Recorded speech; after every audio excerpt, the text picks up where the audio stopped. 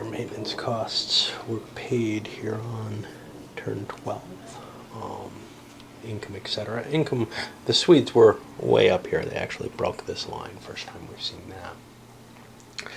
But the cost of converting all of these conquered states into influence states, whether or not that's a valuable thing, hard to tell. But if I can get enough of them, if I can get those all over to control, it's game over. So the Swedes hold enough territory that they could win if somehow some stasis were maintained. That's pretty damn unlikely, though. I think we're going to see a Palatinate French alliance move against them. Let's see. Anyway, you can see the Swedish income, total cash is not that high right now. The French and the Palatinate both have a lot of money available. The Palatinate basically has almost no troops, though. The Swedes have a fair-sized army, but so do the French, and the French have a lot of money to play with. The French are also not under the ban at this point. And so there's, a significant chance that Swedish money might get drained and territories taken. Or territories taken. Hard to tell which one. Plus there's the importance of the mercenaries in play. So we'll go to the troop purchase state. After bidding up, buying up the forces, and France got the majority here. The gendarme and heavy artillery that were available went into their hands, and they also built like 6 infantry. Really kind of drained their cash down. Sweden didn't have a whole hell of a lot of money to begin with. They threw all their money in on the bids, on the attempt to get troops. They didn't, the special troops. They didn't get them, but they have a lot of troops on the board. It's just kind of spread out a little bit. But the Palatinate put in a bid for von Arnim, as well as Goetz, who is Wallenstein's replacement, and Bohemia, all of which they were able to overbid the poor Swedes, who have the penalties accrued, the main penalty, the penalty accrued of having to pay double for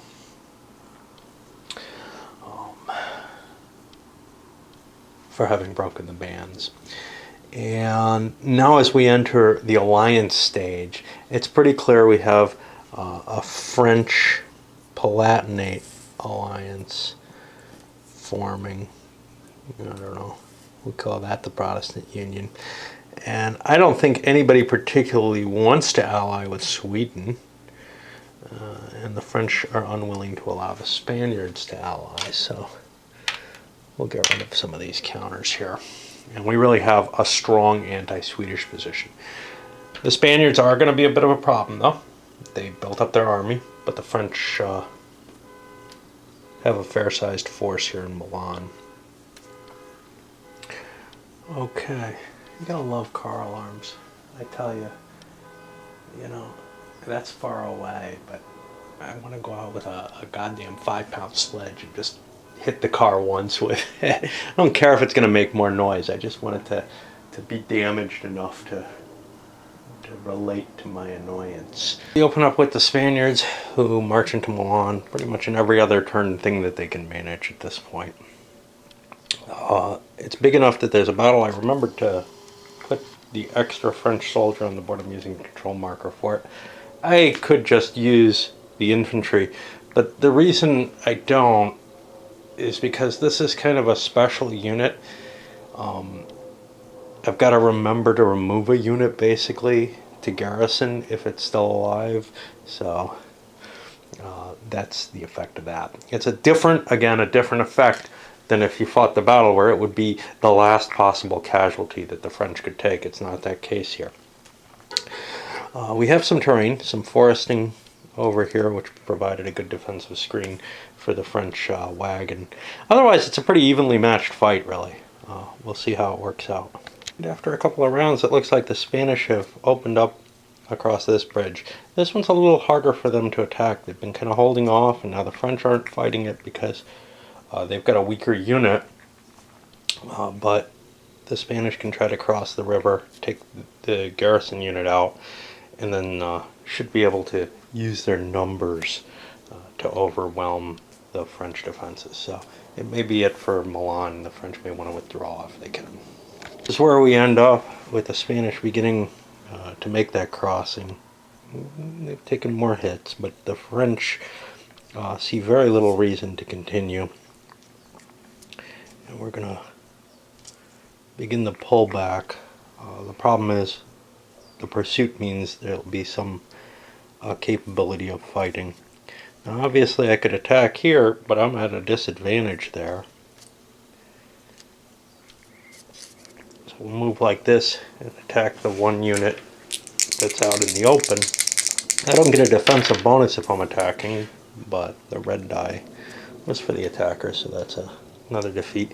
And now the French pull out, and they will leave to go to Savoy. Now the problem here is, of course, the Spanish still outnumber the French, and they'll push on into Savoy.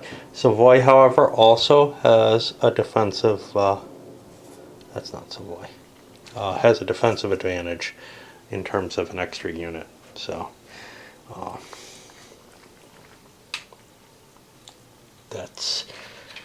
there's no guarantees that the Spaniards would want to push on. They don't have that many troops, really. See, the Spaniards move on and lay siege to Savoy. There was a siege here, French on Palatinate. When the Palatinate was drawn, that would normally be resolved, but the French are allied with them. They shouldn't have been continuing the siege because of the alliance. So you can see there's French troops in the Palatinate area.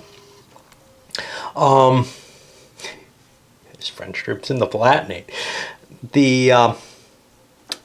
Speaking of which, those Calvinists went next, and just a number of different stacks moved to attack. One of them sweeping in through here to hook up to the forces that were in, not Halberstadt, Onensburg. No, was it? I don't remember where.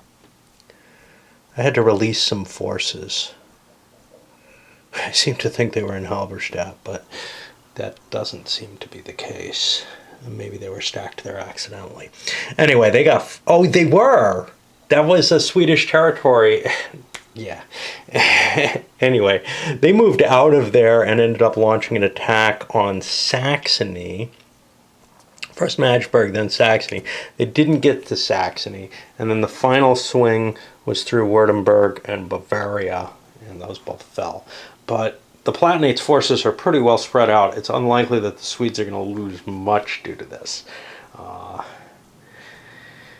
However, if the French are able to muster one of their stacks against the Swedes, or two of their stacks perhaps, they'll be able to further reduce them.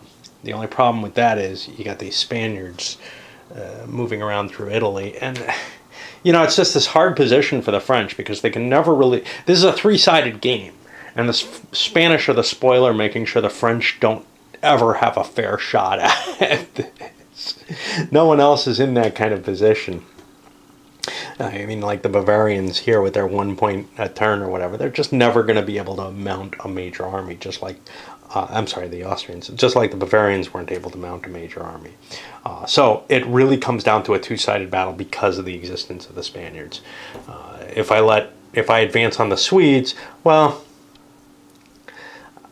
I may be able to bring the Swedes down, but the problem is, at the same time, the Palatinates kind of bring them down. And I probably don't want to actually engage the armies. I want to just grab territory or something like that.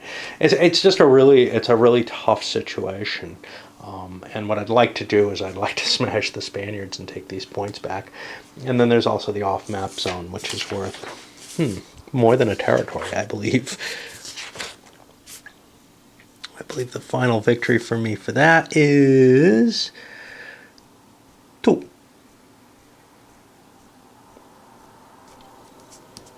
But I got to get units into other places as well. I also ought to be worried about the Channel and the North Sea, neither of which The Spaniards have gotten rid of their boats. I don't have boats for the French. I could build them, but I don't have them. So I ought to be paying attention to these victory conditions here. The Palatinate doesn't really care about the naval side of things, though. The Swedes do, but I should have my ships out in the Baltic to gain the points for that. It's when you're just faced with this list of victory conditions, like so many other lists in this game that are just embedded in the rules, the modifiers and all that, it's hard to assimilate that and take it into account and play, especially the first time you're playing. But in general, it's just hard. A few player aids would make this game much easier. And I'm hoping the final, the reprint is going to be a lot more easy to approach out of the box than this is. Rick Helly pointed me to some resources that people have put together for the game. He maintains a lot of that kind of information, just like Board Game Geek does, over on his site, linking to some of these older games. So on the Swedish turn, they sweep through Bohemia. That was actually a secondary move. The first move was through Württemberg, Bavaria. But they went through Bohemia and then swung around and took Mainz. They control so much of the intervening territory that they can move for free through it as long as they have some movement points. They did a forced march to get to here, but and pretty much have cleared out their little domain again. Notably, they have enough crowns that the game would go to. They'd be able to take the empire if France doesn't take one of them away from them. 1, 2, 3, 4, 5, 6, 7, 8, 9, 10, 11, 12, 13, 14, 15, 16, 17, 18. No, 17. So they only have 17 currently under control, though, which means there's no danger of an automatic victory here. But they are clearly in the lead. And now we'll see if the French can do anything about that to kind of counterbalance it. They've got to worry about the Spaniards here, but man, it's just tough. May not be doing so poorly because they got to go last this time. I forgot to pull their marker. They actually drove into the Swedish territory, but didn't garrison everything. Most of this territory is not worth anything at the end of the game. You get a point for each area you control, a half point for each area you influence, and then your bonus points. And their bonus points come from having troops adjacent to France and the CTZs and stuff like that. So they left some territories open. They ended up taking Saxony. So they kind of went with a mixed strategy of, okay, well, we've got a nice heartland power base if the game is not over, and if it's over, well, we've done what we can to accumulate points. They also took their last force and attacked Savoy with it, defeated the Spanish siege there, which was big because it was a close run thing, but it was big because they were able to pick up extra troops out of Geneva here and then march them to here. Actually, they spread some of them out because, again, you have unlimited movement within your own territory, so you can run troops and ferry them all around hell in creation if you wish. These guys are worth something to me, but extending and expanding my power base is not. So we're beginning to see a decent pile of forces. I actually took a loss on, Saxe-Weimar, I think, and just because... it's not really worth a mercenary. I've got my Swiss, but the problem is, of course, the Swiss can be bid away from me. Except there's some lost units, so they'll get rebuilt before they get a chance to. Which means we're at the chance here. 1 through 3, it's over. And it is. So all we have to do now is count up the points. That's going to be kind of painful. I'll spreadsheet it out rather than do it on camera, obviously. The French also, not only did they move into here, but they also moved into France, the off-board France zone. They don't have the boats to grab stuff. And we'll see what it all adds up as. Okay, so the base points that we have here, France has 13 controlled provinces, Palatinate 13, Sweden 18, and 1 and 1. You can't take the 1 away from the Spanish, even though it's controlled. Influenced, 1.5 for Sweden and France each. Okay, so it looks like Sweden's winning, right? Yeah, maybe. We don't know. The dynastic points. Let's look at the ugly ones first. Spain got nothing, but Austria. Austria loses 10 for not being the emperor. So they're going to net out at -9. Spain nets out at 1. And now let's look at some of these others. Where did these points come from? The Swedes. They got points for territories adjacent to the Baltic for controlling the Baltic, 1 each, basically. East Prussia, they don't have. That's actually Palatinate control. There should be a marker in there. They got it when they bought Brandenburg.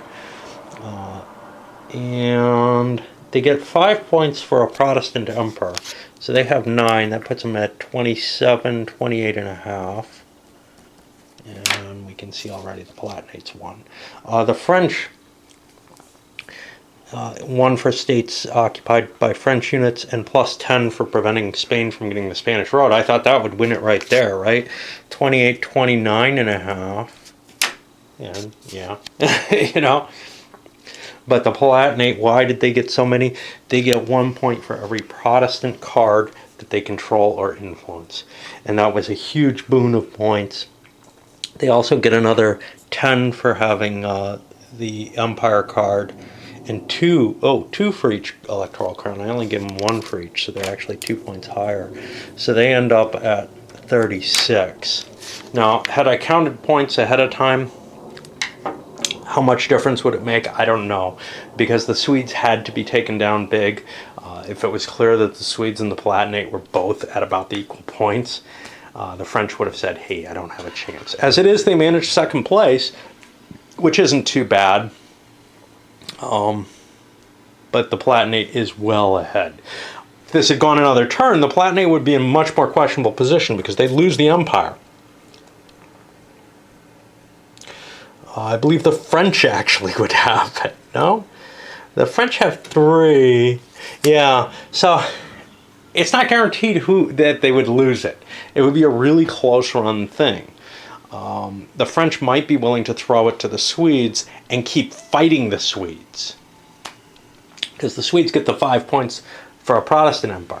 On the other hand, maybe everybody, or maybe Sweden and France, would agree to throw it over to the Austrians, because who cares, right? That's actually how the Habsburgs kind of ended up with the imperial crown to begin with. I think it was Rudolf Habsburg was this non-entity, and therefore he was selected as emperor.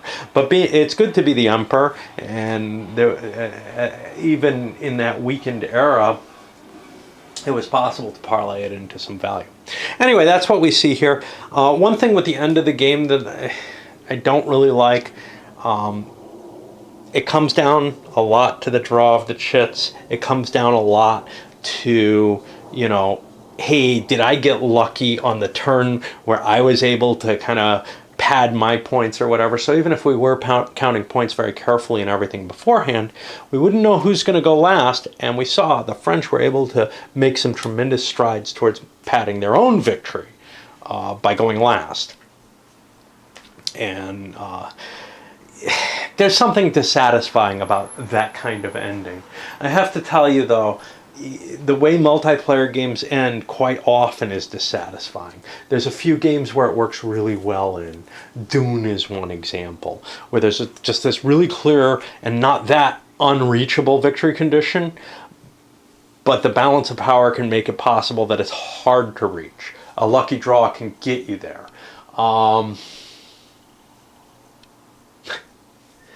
Otherwise, I'm having a tough time. Games like Britannia, with their long-term collection of victory points, may seem more balanced as games and more, there's a more pleasing aspect to the game end mechanism. But there's something that feels wrong about, way back when we stopped the Romans, we got a bunch of points for that, but then, everybody was against us for that, and it feels so weird, the decision making in the history of the world, Britannia type games, as to how things are going. With this, at least, there is this desire to maintain that balance. The problem is the particulars of the end game throw it into kind of a luck fest at the end of the game, which can often be the case. When you look at games like Kingmaker or something like that, they have an end game that just drags on because you can't break the balance of power. Other games, Pax Britannica comes to mind, Europa Universalis, well, they kind of finesse the whole issue by not being at all balanced, in the sense that not just are the powers not symmetrically balanced, but it's very, very hard to overcome for certain powers to win, and it's very, very easy for other powers to win. Pax Britannica is probably the worst case of that, where I don't think a well-played Briton can lose, although I managed it. Right? No. I don't think I've ever lost with Britain. I've seen a very poorly played Britain lose, though. And Europa Universalis, there's kind of this, okay, well, there's a few powers that are in the running, but it could become very clear that even if you had a shot at victory in the game, you don't have it later in the game. I don't mind that so much. Others have this sort of blandness to them. So, there's just sort of it's really tough to make a multiplayer game work well in terms of that final victory. I'm not too terribly disturbed about this in that light, in the sense that there really aren't that many games that handle kind of this imperial buildup of power. Some kind of work okay. One that I handled not too long ago, Scandinavia, I think works all right, although you probably don't want to play out the whole game, or you don't want to play out the final victory, because it can probably be determined at some point, hey, somebody has won this game ahead of time, which can be disturbing to some people as well.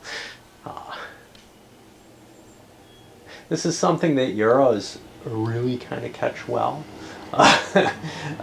They manage to maintain that competitive situation throughout the whole game, and games like 18xx, even games like Civilization, manage to hold on to a competitiveness that the more you get closer to a truly multiplayer strategic war game feels really hard to capture. Anyway, I'll come back with a review. I've said much here, and who knows, so much gets buried in the playthrough. I'll try to summarize the thoughts that I have, but the real value is, as always, in the playthroughs.